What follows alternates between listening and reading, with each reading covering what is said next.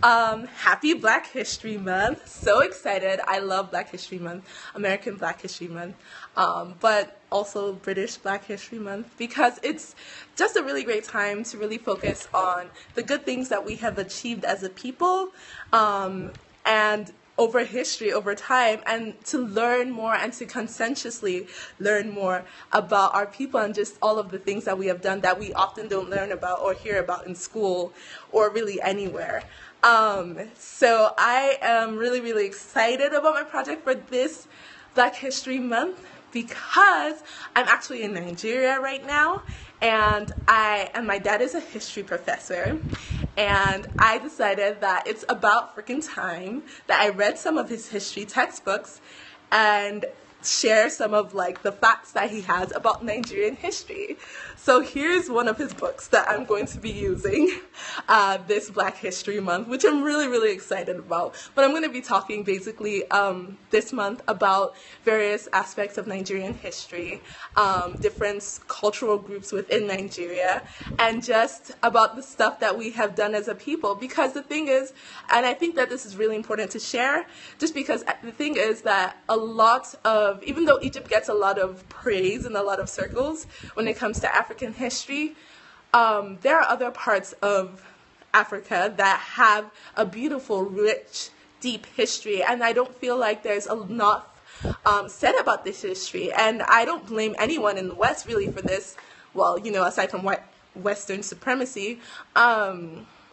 But I don't really blame other people, like especially African Americans, for not having this information, because even in Nigeria right now, history is not taught in our schools. And that's a whole long story, which I'll go into a bit more later. But yeah, it's not even taught in our schools. So part of the reason that I really want to share this and talk to you guys about Nigerian history this month is that I think it will be a good way of being able to connect with your past and where you came from, and just learning more about like Nigerian history for Nigerians as well as for members of the diaspora. So yeah, so I'm going to be talking about 3 major facts about Nigerian history in this particular Periscope. But over the next couple of days, I'm going to be doing more videos kind of like this, talking about some little known facts about Nigerian history. So, first fact, did you know that before Western or European, before European immigration into Nigeria, colonization, and even before Arabic immigration into Nigeria, colonization, there were 2 forms of writing widely known and widely spread among the people now known as members of Nigeria. One of them was Nsidibi, which was a writing system developed by the Ibibio people, I believe.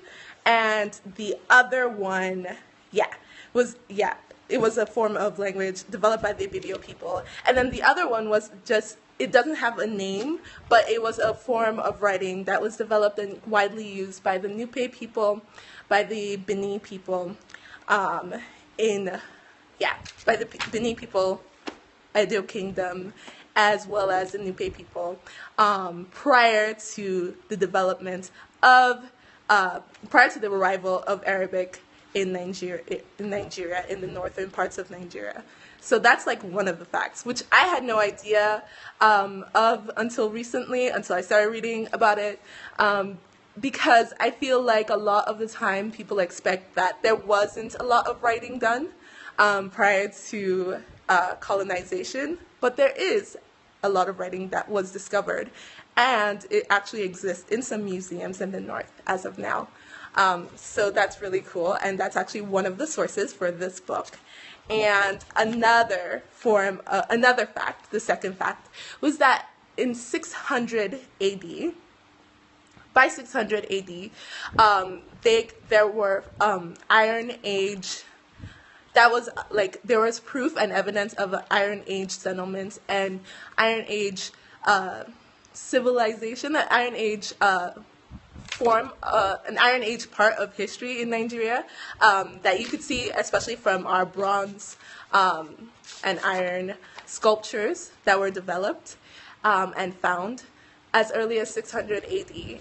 And also and that was just especially in communities where it was practiced, like the Benin Kingdom was one of the communities where it was definitely bronze sculptures were hugely practiced, and Iron Age artifacts could be found. But also, it was like more widespread and easy to see that not only in the Benin Kingdom, where it had a huge culture of using these Iron Age tools, as you could also see it more widespread throughout West Africa, especially in the part now known as Nigeria. So that shows, so I mean, in case you don't know, 15th centuries when Europeans came to Nigeria. So this is distinctly signs of developed technology prior to the arrival of Europeans. This is something that's not often shown or seen or shared about. So I definitely think that that's a huge important thing. And another thing that I found was that the third fact was that there were multiple types of governance systems before colonization in Nigeria. They ranged from small states and chiefdoms to the two largest empires and kingdoms in Nigeria at the time, which is Benin Kingdom and the Oyo Kingdom. And both of these kingdoms were known to have very complex political organizational systems that were actually really well developed, well thought through, had entire class systems, of course, as well as with the ruling class being the most dominant one. And yeah, basically the very developed states existed prior to colonization, prior to the arrival of Europeans. Something that has always been fascinating to me, something that I really got a chance to see a bit more about, was the fact that when I was in school, when I went to secondary school in Nigeria, one of the things that I found out more about that I found really fascinating was just how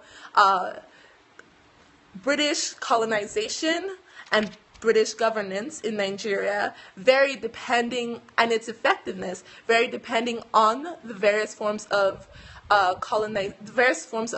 governance that existed in particular parts of Nigeria at the time. So there was direct rule and indirect rule when it comes to the way that the British tried to control Nigerians during colonization, and depending on the political system that existed prior to the arrival of the British, their various forms of governance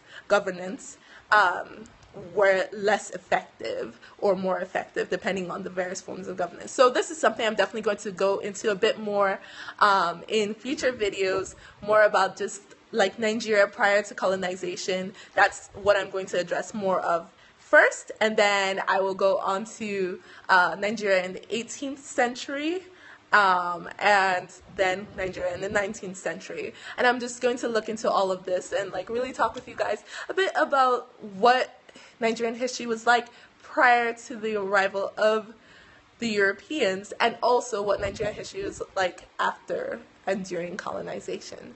So I hope this helps. I hope this gives people access to a bit more information about Africa from Africans and written by Africans. And also, I'm definitely going to be sharing sources.